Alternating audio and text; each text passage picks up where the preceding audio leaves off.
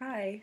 Um, so I've been planning on making this video for a while, but every time I tried to, I would always either have like a script and it would sound really stupid, or like something would happen. Like I'd get really nervous and have to like hide behind a stuffed animal, or one time my cat like jumped up on the keyboard and like pressed a bunch of things, so my computer freaked out.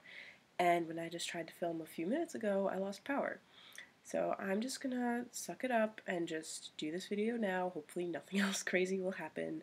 Um, so yeah, I basically just wanted to talk a bit about like my eating disorder experience and what recovery is looking like right now, and just kind of briefly welcome you to my channel. I'm actually like taking time off from school, so I'm back in my childhood home, which is a little bit weird.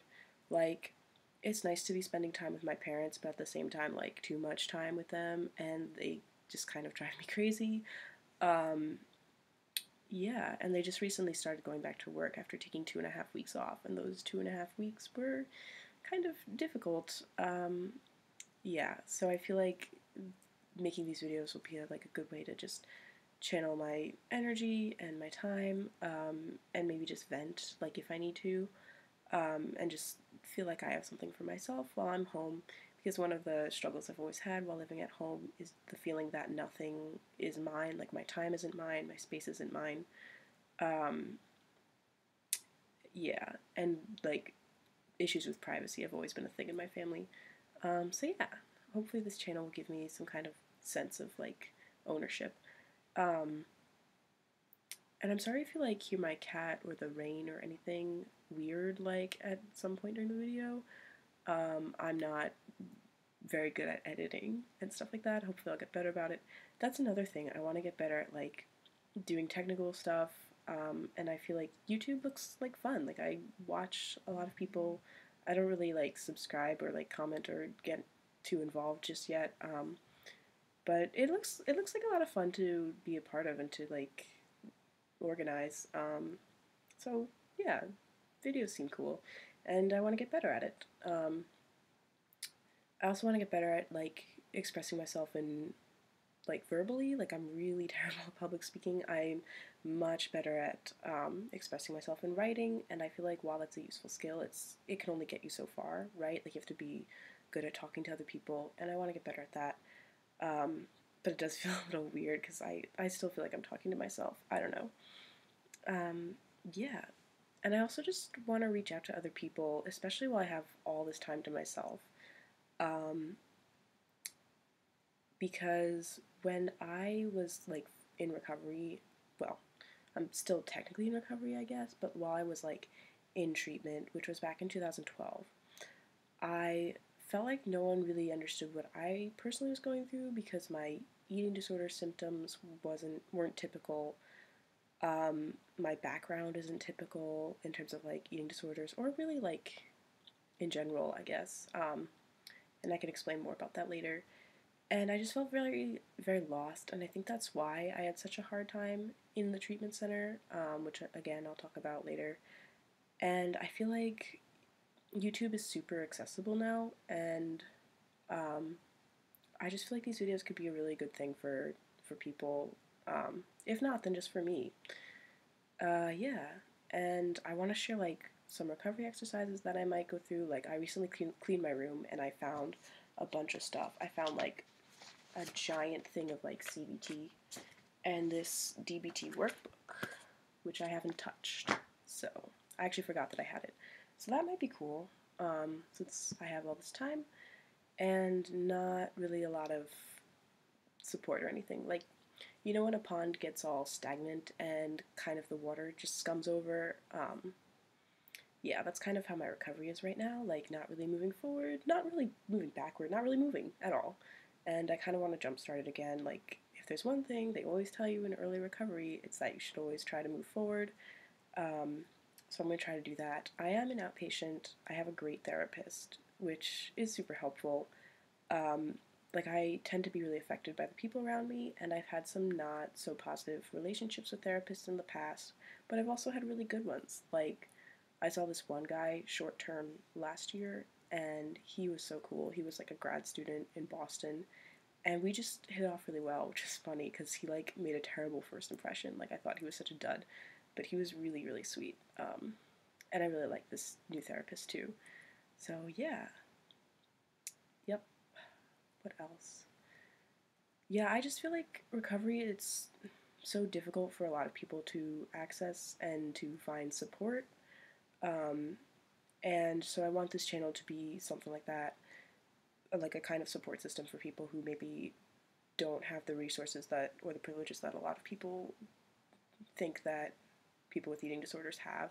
Like the stereotypical images of someone who is usually like a young, very skinny like white woman who has anorexia, like has one like very serious bout of it and then like gets all the resources she needs to recover, and that's not really how it is eating disorders are at all.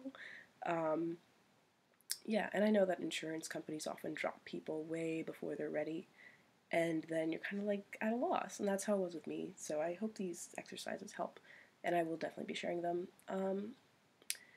Yeah, I also want to make videos that are kind of more educational, because I feel like there's such a gap of understanding between the general population and people who have eating disorders. For instance, before I got sick, I remember learning about eating disorders in health class and just kind of like breezing over them, like just memorizing the facts and then not really engaging in it further because it was so weird to me that someone could like forget how to eat. Um, and I don't know, like once I was getting like recovered, I remember just researching more and more about eating disorders and just being like, oh my god, there's so much more to this than I thought. Like, I'm in this for the long haul, I guess. Like, it goes so much deeper than people assume. It's so much more than just like a little girl's disease. And I feel like it's so detrimental to society and to sufferers alike when we just learn that eating disorders are like a young white girl sickness. And I feel like there are a lot of reasons why eating disorders are brushed off, and that stereotype is probably one of them, right? Like, we live in a patriarchal society. A lot of people like to ignore the problems that, like, disproportionately affect women. But as we know, eating disorders, like, are really deadly, and they also affect people who aren't women. So, yeah.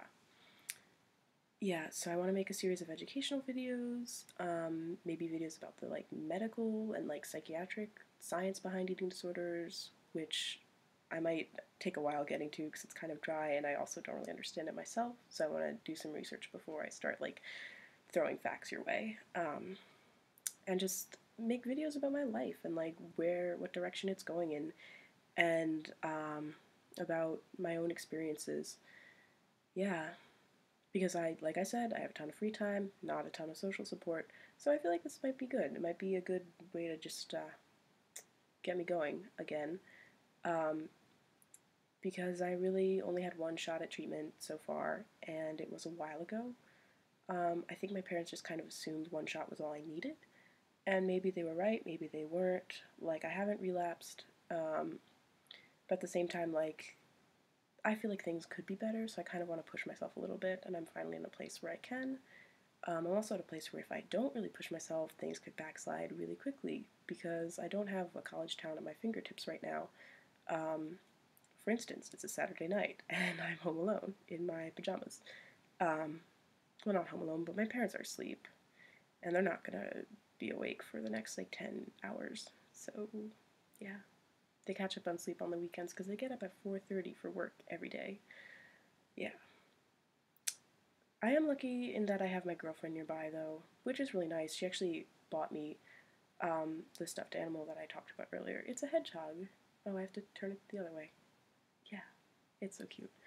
And I have my cat. He's probably the happiest about me being home. I'm his favorite. Everyone knows it's okay for me to say it. And him and my mom are really, really happy about me being home. I'm also pretty happy about me being home. It, I think, was the right decision in the long run, and I can talk to you more about that later. Um, so yeah, but this channel is definitely going to be mostly about eating disorders, especially education, recovery exercises, and videos about marginalized populations who get eating disorders. And I can speak to this a little bit from personal experience, not a lot. For instance, I identify as queer, I identify as a person of color, I am from like a working class background, and in those ways I kind of defy the stereotypes about eating disorders, and my identities kind of push me to the edges in terms of like who you think of when you think of eating disorders and who gets the most access to treatment and other helpful resources. But in other ways, I am totally like the stereotypical image. I am female. I, had parents who were supportive, as much as they could be. I have access to education and to some amount of insurance. I don't have a physical disability, and I feel like, yeah, given like the complexities of my own background, I kind of want to be more inclusive about the conversation about eating disorders and be more like mindful of who we talk about when we talk about eating disorders. And also, I'm so sorry I didn't mention this earlier. That's something I have to work on myself. Like, I want to make videos about eating disorders that aren't restrictive anorexia, because one of the things that is so frustrating to me is the idea that anorexia and bulimia are the only two eating disorders, and anorexia gets so much more face time. When honestly, like, they're not even the most common ones. Like, binge eating disorder is more common than anorexia and bulimia combined. Um, and there are other eating disorders too. There's like avoidant restrictive eating disorder, there's orthorexia, which isn't technically an eating disorder, but I kind of think it is and will be classified as such. There's like night eating syndrome, there's purging disorder, there are like so many others. And I want to make videos about that because they're also kind of invisible and they really shouldn't be. Um, and I also want to talk about like what happens when your eating disorder kind of blends symptoms, because that happened to me. Like, eating disorders shift; they're not static the way people think. Like, most people don't just fit one diagnostic criteria, one like box of symptoms for the entire duration of their illness. Like, lots of people do, and that's valid, but lots of people don't. And it sucks to have their voices erased. Like, it sucked. I remember feeling so alone when my eating disorder started shifting. And I felt so helpless. And my treatment team was just like, well, we don't know what to do with you. So I'll make videos about that. And I had something else. I can't remember. I cannot remember. Yeah.